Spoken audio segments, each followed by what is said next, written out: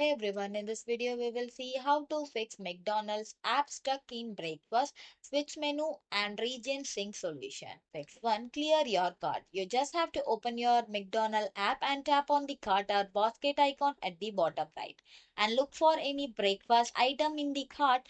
You just have to tap on remove or delete on each breakfast item until the cart is empty. Tap on the order at the bottom of the screen to check if the menu has switched. Fix 2. Force close and reopen the app. For iPhone, you just have to swipe from the bottom of your home screen to access the app switcher. Swipe up and off the screen on the McDonald's app review card to close it.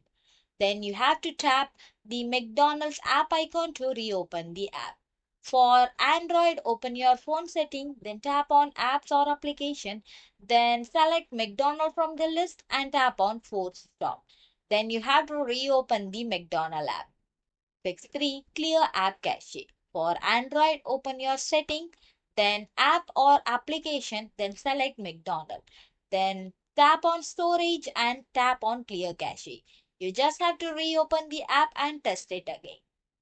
For iOS, open your iPhone setting, then general, then tap on iPhone storage. You just have to scroll down and tap on McDonald's. Tap on offload app. This delete temporary data but keeps your login setting. Then you have to reinstall the app. Fix 4. Switch from Wi-Fi to mobile data. Swipe down from the top of the screen to access the quick setting or control center.